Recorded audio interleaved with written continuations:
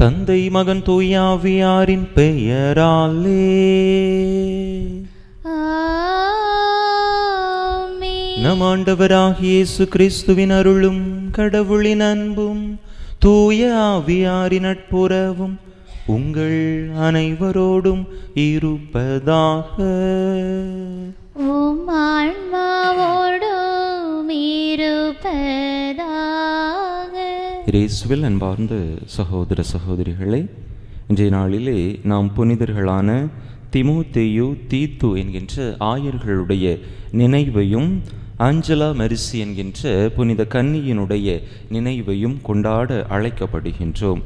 கிறிஸ்துவுக்காக தங்களுடைய வாழ்வையை அர்ப்பணித்து அவருக்காக அவரை குறித்து மற்றவர்களுக்கு எடுத்து சொல்ல தீவிரமாக பணிபுரிந்த இந்த புனிதர்களை போன்று நாமும் கூட நம்முடைய வாழ்க்கையிலே நாம் சந்திக்கக்கூடிய துன்பங்களையும் துயரங்களையும் பொருட்படுத்தாமல் இயேசுவை மற்றவர்களுக்கு அறிவிக்கக்கூடிய அந்த நல்ல பணியை தொடர்ந்து ஆற்றிட தேவையான வரத்தை கேட்டு இந்த பலியிலே மன்றாடுவோம். இந்த தெய்வீக திருப்பலியானது பிரான்சிஸ் ஜோசப் என்பவருடைய ஆன்ம இளைப்பாற்றி பலியாக ஒப்புக் கொடுக்கப்படுகின்றது. இந்த கருத்தோடு நாமும் நம்முடைய தேவைகளையும் கருத்துக்களையும் இணைத்து இந்த தெய்வீக பலியில் இறைவனுடைய அருளை இறைஞ்சி மன்றாடுவோம். தகுதியான விதத்தில் இந்த பலியை ஒப்புக் கொடுக்க தடையாக இருக்கக்கூடிய நம்முடைய பாவங்கள், குற்றங்கள், குறைகள், பலவீனங்கள் அனைத்தையும் நினைத்து பார்த்து இறைவனிடத்திலே மன்னிப்பு வேண்டுவோம்.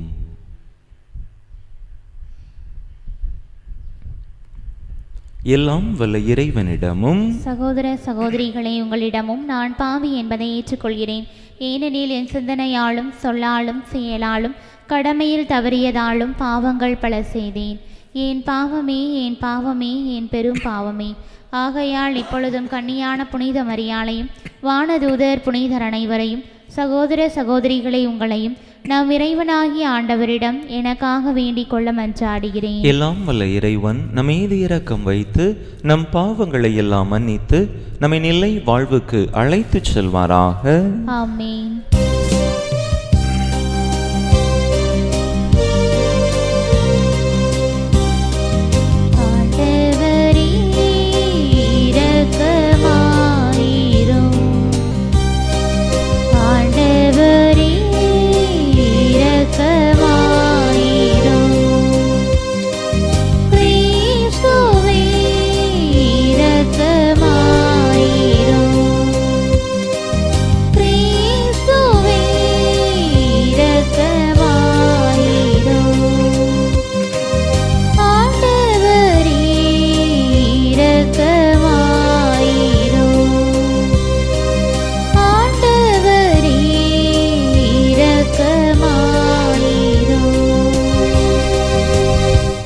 மன்றாடுவோமாக. இறைவா, திமோத்தேயு, தீத்து எனும் புனிதர்களை திருத்தூதர்களுக்குரிய நற்பண்புகளால் அணி செய்தீரே. அதனால் இவ்விருவரின் பரிந்துரையால் நாங்கள் இம்மண்ணுலகில் நீதியோடும் இறைப்பற்றோடும் வாழ்ந்து விண்ணக வீட்டை அடைய தகுதி பெறுவோமாக.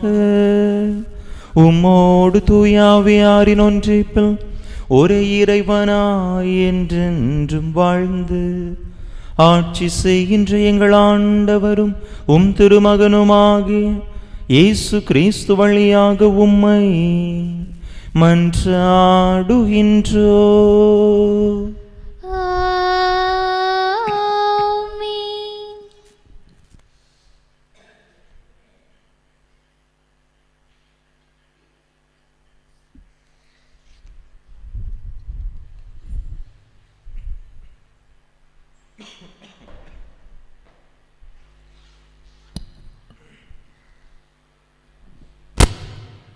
முதல் வாசகம்.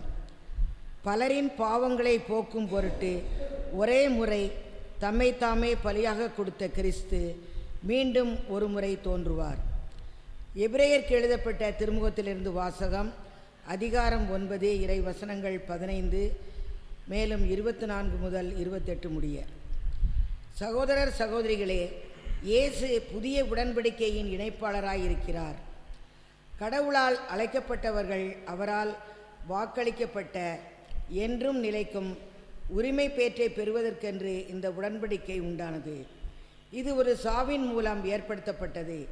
இந்த சாவு முந்திய உடன்படிக்கையை மீறி செய்த குற்றங்களிலிருந்து மீட்பு அளிக்கிறது. அதனால் தான் கிறிஸ்து மனிதரின் கையால் அமைக்கப்பட்டதும் உண்மையான தூயகத்திற்கு முன்னடையாளமாயிருப்பதுமான இவ்வுலக தூயகத்திற்குள் நுழையாமல் விண்ணுலகிற்குள்ளேயே நுழைந்திருக்கிறார். அங்கே இப்போது நம் சார்பாக கடவுளின் திருமுன் நிற்கிறார். தலைமை குரு விலங்குகளின் இரத்தத்துடன் ஆண்டுதோறும் தூயகத்திற்குள் செல்வார். அதற்கு மாறாக கிறிஸ்து தம்மையே ஒரே முறை பலியாக கொடுத்தார். அதை மீண்டும் மீண்டும் செய்யவில்லை.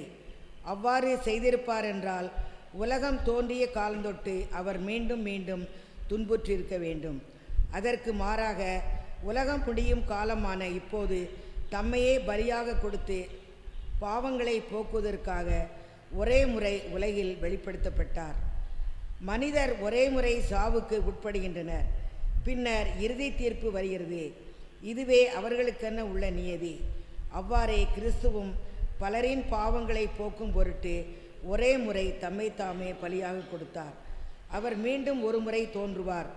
ஆனால் பாவத்தின் பொருட்டு அல்ல, தமக்காக காத்திருப்பவர்களுக்கு மீட்பு அருளும் பொருட்டே தோன்றுவார். ஆண்டவர் வழங்கும் அருள்வாக்கு. இறைவனுக்கு நன்றி. பதிலுரை பாடல் பல்லவி. அவரது வியத்தகு செயல்களுக்காய் புதியதொரு பாடல் பாடுங்கள். அவரது வியத்தகு செயல்களுக்காய் புதியதொரு பாடல் பாடுங்கள். ஆண்டவருக்கு புதியதொரு பாடல் பாடுங்கள், ஏனெனில் அவர் வியத்தகு செயல்கள் புரிந்துள்ளார். அவருடைய வலக்கரமும் புனிதமிகு புயமும் அவருக்கு வெற்றியை அளித்துள்ளன. பல்லவி.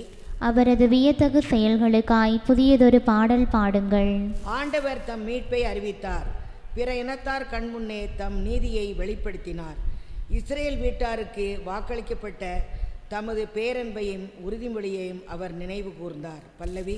அவரது வியத்தகு செயல்களுக்காய் புதியதொரு பாடல் பாடுங்கள். உலகெங்கும் உள்ள அனைவரும் நம் கடவுள் அருளிய விடுதலையை கண்டனர்.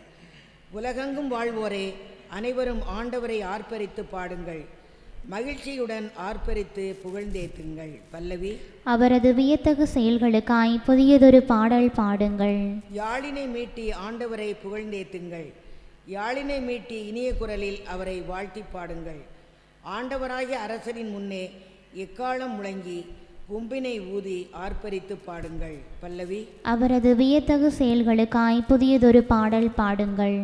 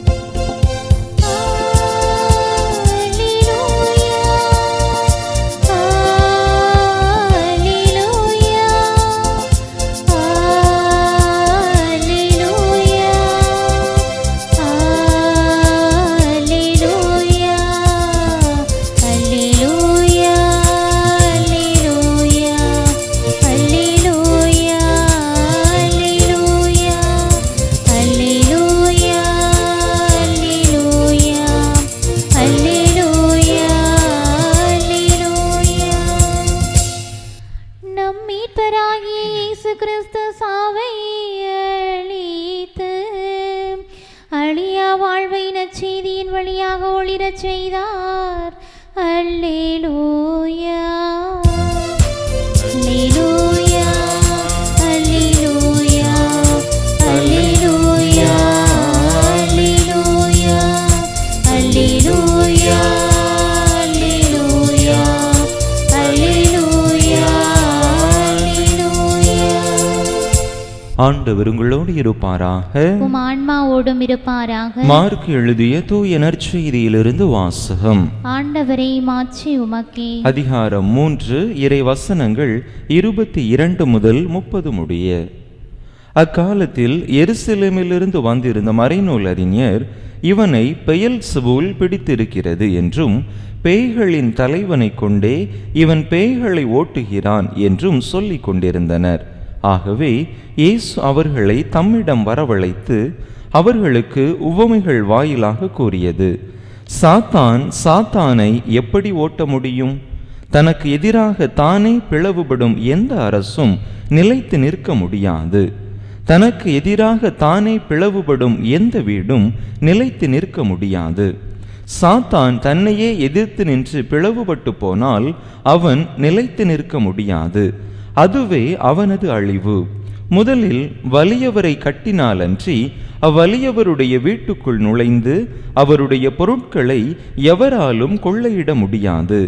அவரை கட்டி வைத்த பிறகுதான் அவருடைய வீட்டை கொள்ளையிட முடியும். உறுதியாக உங்களுக்கு சொல்கிறேன், தூய ஆவியாரை பழித்து உரைப்பவர் எவரும் எக்காலத்திலும் மன்னிப்பு பெறார்.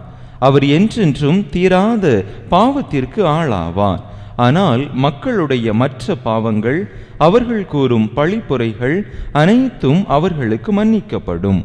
இவனை தீய ஆவி பிடித்திருக்கிறது என்று தம்மை பற்றி அவர்கள் சொல்லி வந்ததால் இயேசு இவ்வாறு கூறினார். ஆண்டவரின் அருள் வாக்கு. கிறிஸ்துவே உமக்கு புகழ்.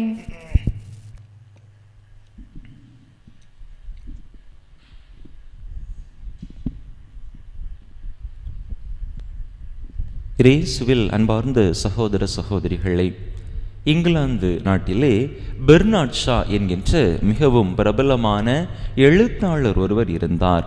பல கவிதைகள், கதைகள், பல புத்தகங்கள் என்று இந்த எழுத்துலகிலே ஒரு பெரிய ஜாம்பவானாக இந்த பெர்னார்ட் ஷா தடம் பதித்து கொண்டிருந்த ஒரு மனிதர். ஒரு முறை இவர் தன்னுடைய கவிதையை அரங்கேற்றம் செய்வதற்காக ஒரு இடத்திற்கு சென்றிருப்பார். அதற்கு முன்பதாக அங்கு ஷேக்ஸ்பியர் என்கின்ற இன்னும் ஒரு பிரபலமான ஒரு கதை எழுதுபவருடைய, கவிதை எழுதுபவருடைய, நூல் எழுதுபவருடைய, அவரை பின்பற்றக்கூடிய அவருடைய சீடர்கள் பெர்னார்ட் ஷா அரங்கேற்றம் செய்ய இருந்த அந்த அரங்கிற்கு வந்து எப்படியாவது அவரை கவிழ்த்து விட வேண்டும், அவருடைய கவிதைகளில் இருக்கக்கூடிய குற்றங்களை சுட்டி காட்டிவிட வேண்டும் என்று அவர்களும் அங்கே வந்து அந்த அரங்கிலே அமர்ந்திருக்கிறார்கள். பெர்னார்ட் ஷா கவிதையை வாசிக்க ஆரம்பிக்கிறார். அவர் வாசித்து முடித்த பிற்பாடு அங்கு இருந்த ஷேக்ஸ்பியருடைய சீடர்கள், அவரை பின்பற்றியவர்கள், பெர்னார்ட் ஷாவினுடைய கவிதையிலிருந்து பல குறைகளை அவரிடம் எடுத்து காட்டினார்கள். நீங்கள் வாசித்ததில் இது சரியில்லை, அது சரியில்லை, அது அப்படி இருந்திருக்க வேண்டும், இது இப்படி இருந்திருக்க வேண்டும் என்று அவரை குறித்து, அவருடைய எழுத்தை குறித்து பலவிதமான கருத்துக்களை சொன்னார்கள். உடனே பெர்னார்ட் ஷா அந்த திட்டத்தை ஏற்கனவே அறிந்து வைத்திருந்த காரணத்தினால் அவர்களை பார்த்து சொல்லுவார், அன்பு மக்களே, நான் வாசித்தது என்னுடைய கவிதை அல்ல, நான் வாசித்தது உங்களுடைய தலைவராக நீங்கள் கருதக்கூடிய ஷேக்ஸ்பியருடைய கவிதையைத்தான் நான் வாசித்தேன் என்று அதற்கான ஆதாரத்தையும் அவர் அவர்களிடத்திலே காட்டினார். அப்பொழுதுதான் அவர்களுக்கு தெரிந்தது, தாங்கள் விமர்சித்தது, தாங்கள் யாரை பெரியவராக தங்களுடைய தலைவராக கருதுகிறோமோ அவருடைய கவிதையைத்தான் விமர்சித்திருக்கிறோம், தவறு செய்துவிட்டோம் என்று அவர்கள் அங்கே பெர்னார்ட் ஷாவிடத்திலே ஒரு மன்னிப்பு கேட்டுவிட்டு சென்றதாக பார்க்கிறோம். அன்பு மக்களை, இன்றைய நற்செய்தியிலும் நாம் பார்க்கிறோம், அங்கே மறைநூல் அறிஞர்கள் இன்னும் பரிசேயர்களும் அவர்களோடு சேர்ந்து கொண்டு இயேசுவை குற்றம் சுமத்துகிறார்கள். நீர் பேய்களை ஓட்டுவது பேய்களுடைய தலைவனை கொண்டு, பெயல்செபூலை கொண்டு தான் பேய்களை ஓட்டுகிறாய் என்று ஆண்டவர் மீது பலவித குற்றம் சாட்டுகளை அவர்கள் வைக்கிறார்கள். இருந்த பொழுதிலும் கூட ஆண்டவர் அதை குறித்து கவலைப்படவில்லை. ஏனென்றால் அவர் தன்னுடைய அடித்தளத்தை, அஸ்திவாரத்தை ஆண்டவரிலே, தந்தை கடவுளிடத்திலே கொண்டிருந்த காரணத்தினால் அந்த சதுசேயர்களுடைய, பரிசேயர்களுடைய, மறைநூல் அறிஞர்களுடைய வார்த்தைகளை அவர் எளிதாக வெற்றி கொண்டு விட்டார். தான் அதிகாரம் படைத்தவன், பேய்களின் மீதும் தனக்கு அதிகாரம் இருக்கிறது என்கின்ற அந்த ஒரு தெளிவை அவர்களுக்கு அருமையாக புரிய வைப்பதாக பார்க்கிறோம். பல நேரங்களில் நாமும் கூட நல்ல செயல்களை செய்கிற பொழுது இந்த உலகம் நம்மை அவ்வாறு தவறாகத்தான் பார்க்கும். நமக்கு நல்ல பெயர்கள் வருகின்ற பொழுது இந்த உலகத்தின் பார்வை நம்மீது ஒரு பொறாமை கண்ணோடு தான் இருக்கும். அந்த சூழ்நிலைகளில்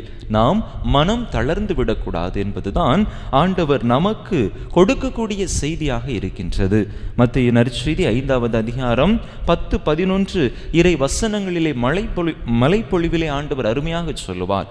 உங்களை பற்றி இல்லாதவை பொல்லாதவை எல்லாம் சொல்லும் பொழுது நீங்கள் மகிழ்ந்து பேருவகை கொள்ளுங்கள், விண்ணுலகில் உங்களுக்கான கைமாறு மிகுதியாகும் என்று சொல்லுவார். எனவே நாமும் கூட நமக்கு எதிராக தொடுக்கப்படக்கூடிய இந்த விமர்சனங்களை ஆண்டவர் எவ்வாறு அதிகாரத்தோடு எவ்வாறு வல்லமையோடு கடவுள் மீது கொண்டிருந்த நம்பிக்கையினால் வெற்றி கொண்டாரோ அதே போல நாமும் கடவுள் மீது நம்முடைய நம்பிக்கையை ஆழமாக பதிய வைப்போம். அப்படி செய்கின்ற பொழுது உண்மையிலேயே நாம் இறைவனுடைய அருள் ஆசீர் பெற்றவர்களாக, மற்றவர்களுடைய பார்வையிலே நாம் மேம்பட்டவர்களாக நிச்சயமாக நம்மால் விளங்க முடியும். எனவே தொடர்ந்து நம்முடைய நம்பிக்கையை ஆண்டவரிலே பதிய வைத்து வாழக்கூடிய அந்த வரத்தை கேட்டு தொடர்ந்து இந்த திருப்பலியிலே இணைந்து மன்றாடுவோம். ஆமென்.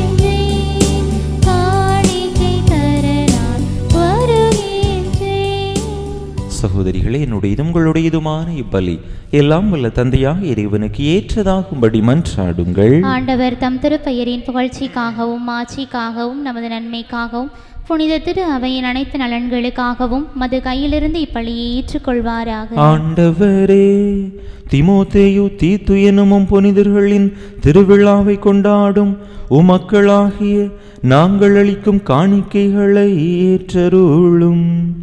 நீர் கனிவுடன் எம்மை ஏற்று நாங்கள் நேர்மையான இதயம் கொண்டிருக்க செய்வீராக. எங்கள் ஆண்டவராகிய கிறிஸ்து வழியாக உம்மை மன்றாடுகின்றோ. ஆண்டவர் உங்களோடு இருப்பாராக, ஆன்மாவோடும் இருப்பாராக. இதயங்களை மேலே எழுப்புங்கள். ஆண்டவரிடம் எழுப்பியுள்ளோம். நம் இறைவனாகிய ஆண்டவருக்கு நன்றி கூறுவோம். அது தகுதியும் நீதியுமானதே. ஆண்டவரே, தூயவரான தந்தையே, என்றும் உள்ள எல்லாம் வல்ல இறைவா, எங்கள் ஆண்டவராகிய கிறிஸ்து வழியாக இந்நாளும் எவ்விடத்திலும் நாங்கள் உமக்கு நன்றி செலுத்துவது மெய்யாகவே தகுதியும் நீதியுமாகும், எங்கள் கடமையும் மீட்புக்குரிய செயலுமாகும். ஏனெனில் புனிதர்களின் வியத்தகு சாட்சியத்தால் உமது திரு அவை என்றும் புதிய ஆற்றல் பெற்று வளமடைகின்றது. இவ்வாறு எங்கள் மீது நீர் கொண்டிருக்கும் பரிவன்பை தெள்ளத் தெளிவாக காட்டுகின்றீர். மேலும் எங்களது மீட்பின் மறை நிகழ்வை நாங்கள் நிறைவேற்றுவதில் அப்புனிதர்களின் சிறப்புமிக்க எடுத்துக்காட்டால் தூண்டப்பெற்று அவர்களது தகுந்த பரிந்துரையால் என்றும் ஊக்கம் பெறவும் அருளுகின்றீர். ஆகவே ஆண்டவரே, வானதூதர் புனிதர் அனைவரோடும் நாங்கள் சேர்ந்து உமது பெருமையை பறைசாற்றி அக்களிப்புடன் பாடுவதாவது: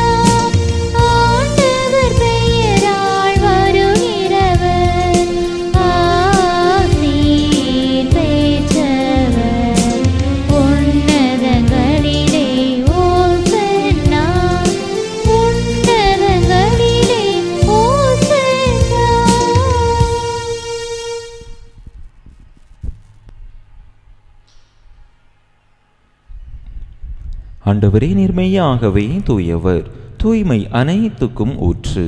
ஆகவே உம்முடைய ஆவியை பொழிந்து இக்காணிக்கைகளை தூய்மைப்படுத்த உம்மை வேண்டுகின்றோம்.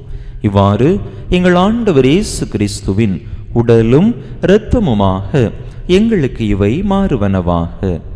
அவர் பாடுபட விளம் கனிந்து தம்மை கையளித்த போது அப்பத்தை எடுத்து நன்றி செலுத்தி அதை பிட்டு தம் சீடர்களுக்கு அளித்து அவர் கூறியதாவது: அனைவரும் இதிலிருந்து பெற்று உண்ணுங்கள், ஏனெனில் இது உங்களுக்காக கையளிக்கப்படும் என் உடல்.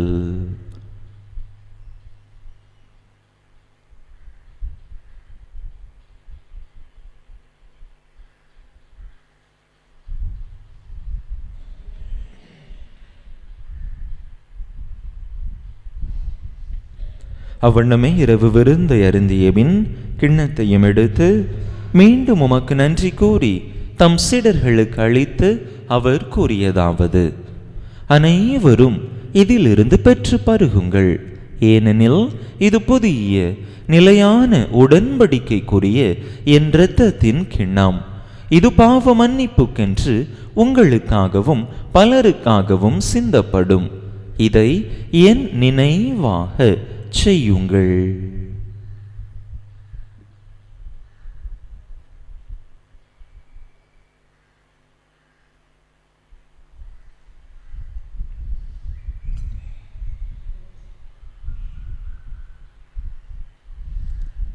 நம்பிக்கையின் மறைபொருள்.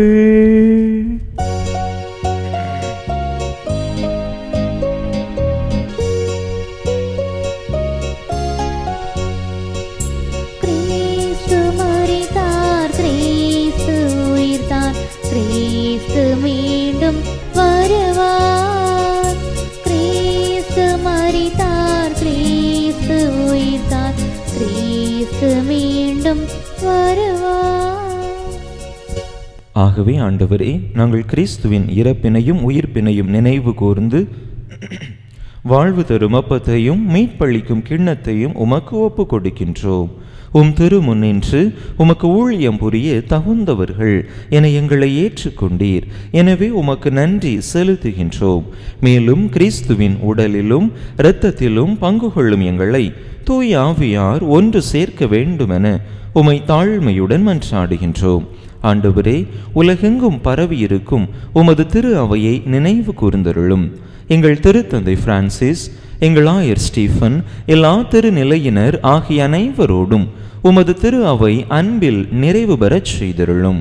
நீர் இவ்வுலகிலிருந்து இடம் அழைத்து கொண்ட பிரான்சிஸ் ஜோசப் எனும் அடியாரை நினைவு கூர்ந்தருளும். உம் திருமகனோடு அவரது இறப்பில் இணைக்கப்பட்டிருந்த இவர் உயிர்ப்பிலும் அவரை போல இருக்கச் செய்தருளும். மேலும் உயிர்த்தெழும் எதிர்நோக்குடன் துயில் கொள்ளும் எங்கள் சகோதர சகோதரிகளையும் இறந்தோர் அனைவரையும் இரக்கத்துடன் நினைவு கூர்ந்து உமது திருமுக ஒளியினுள் ஏற்றருளும். எங்கள் அனைவர் மீதும் இரக்கமாயிரும்.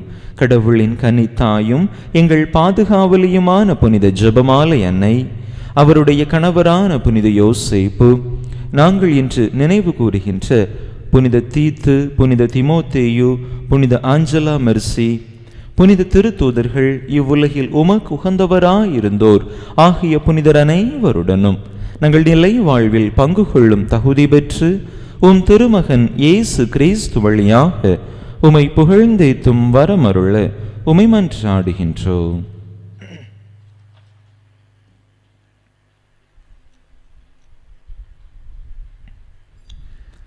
இவர் வழியாக இவரோடு இவரில் எல்லாம் வல்ல இறைவனாகிய தந்தையே, தூய ஆவியாரின் ஒன்றிப்பில் எல்லா புகழும் மாட்சியும் என்றென்றும் உமக்கு உரியதே.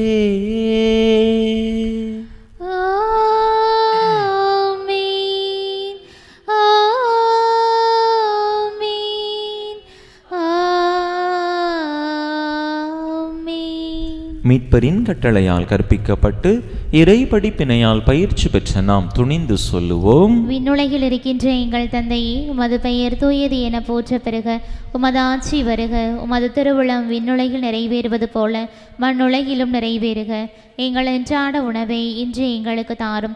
எங்களுக்கு எதிராக குற்றம் செய்வோரை நாங்கள் மன்னிப்பது போல எங்கள் குற்றங்களை மன்னியும். எங்களை சோதனைக்கு உட்படுத்தாதையும் தீமையிலிருந்து எங்களை விடுவித்தருளும். ஆண்டவரே, தீமை அனைத்தில் இருந்தும் எங்களை விடுவித்து எங்கள் வாழ்நாளில் அமைதியை கனிவுடன் அருள உமை மன்றாடுகின்றோம். உமது இரக்கத்தின் உதவியால் நாங்கள் பாவத்தில் இருந்து எப்போதும் விடுதலை பெற்று யாதொரு கலக்கமுமின்றி நலமாய் இருப்போமாக. நாங்கள் எதிர்நோக்கி இருக்கும் பேரின்பத்துக்காகவும் எம் மீட்பராகிய இயேசு கிறிஸ்துவின் வருகைக்காகவும் காத்திருக்கின்றோம். ஏனெனில் ஆட்சியும் வல்லமையும் மாட்சியும் என்றென்றும் உமதே. ஆண்டவரே இயேசு கிறிஸ்துவே, அமைதியை உங்களுக்கு விட்டுச் சொல்லுகின்றேன், என் அமைதியையே உங்களுக்கு அளிக்கின்றேன் என்றும் திருத்தூதர்களுக்கு மொழிந்தீரே. எங்கள் பாவங்களை பாராமல் உமது திரு அவையின் நம்பிக்கையை கண்ணோக்கி உமது திருவுளத்துக்கு ஏற்ப அதற்கு அமைதியையும் ஒற்றுமையையும் அளித்தருள்வீராக. என்றென்றும் வாழ்ந்து ஆட்சி செய்கின்றவர் நீரே. ஆமென். ஆண்டவருடைய அமைதி உங்கள் அனைவரோடும் என்றும் இருப்பதாக. உம் ஆன்மாவோடும் இருப்பதாக. ஒருவருக்கொருவர் கிறிஸ்து வழங்கும் அமைதியை பகிர்ந்து கொள்வோம்.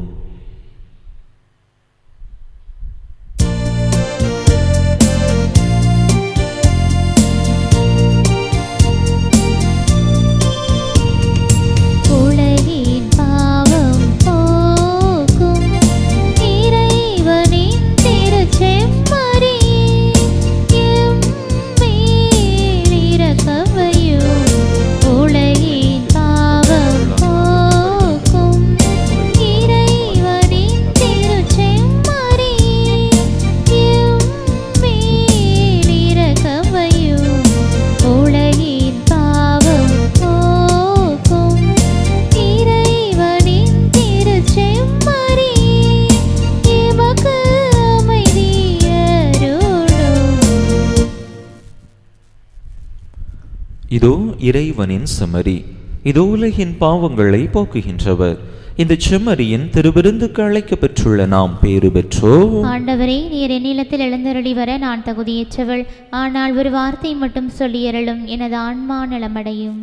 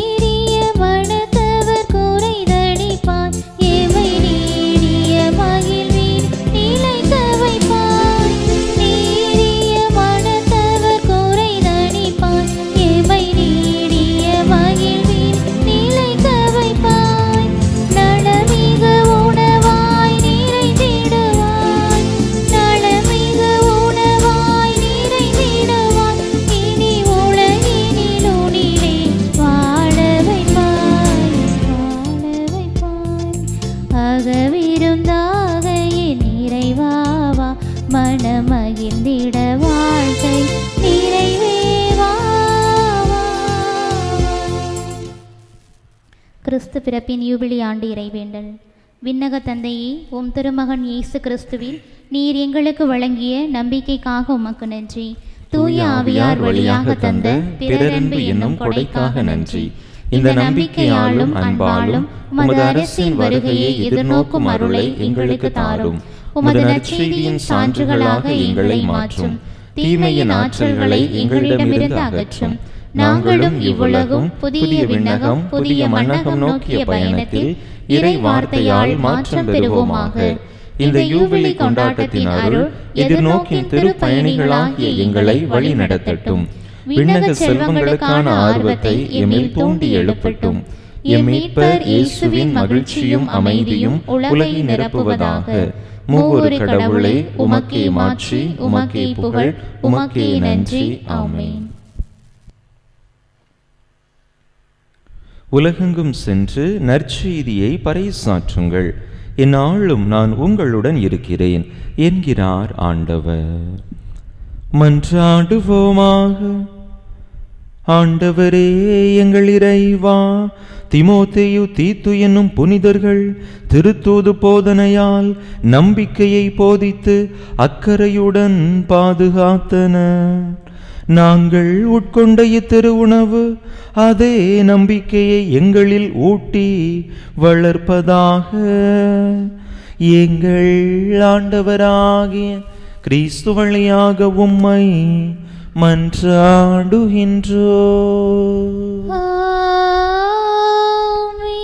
ஆண்டவர் உங்களோடு இருப்பாராக.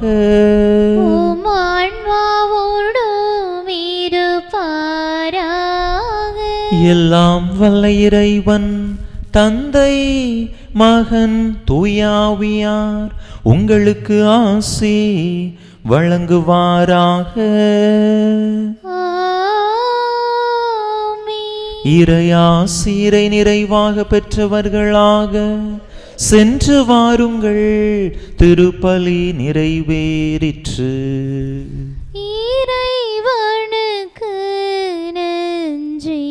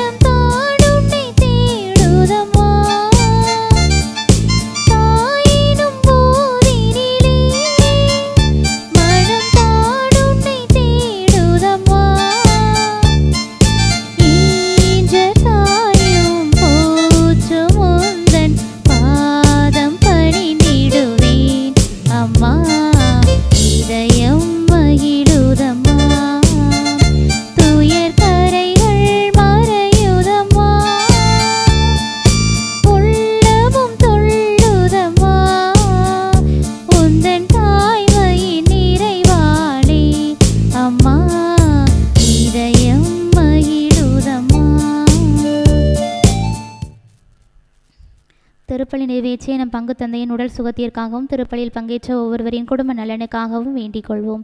விண்ணுலகில் இருக்கின்ற எங்கள் தந்தையை, உமது பெயர் தூயது என போற்ற பெறுக. உமது ஆட்சி வருக. உமது திருவுளம் விண்ணுலகில் நிறைவேறுவது போல மண்ணுலகிலும் நிறைவேறுக.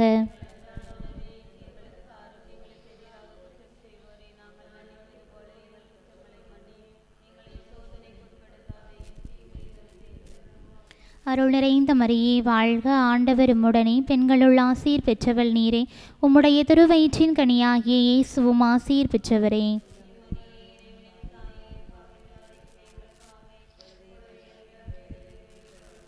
தந்தைக்கும் மகனுக்கும் தூய ஆவியாருக்கும் ஆட்சிமை உண்டாவதாக. புனித ஜெபமாலை அன்னையே, புனித ஜெபமாலை அன்னையே, புனித ஜெபமாலை அன்னையே, நிலையான புகழுக்குரிய தூய இறை நற்கருணைக்கு எல்லா காலமும் ஆராதனையும் புகழும் போற்றியும் மாட்சிமையும் உண்டாக கடவது. தந்தை மகன் தூய ஆவியின் பெயராலே ஆமேன்.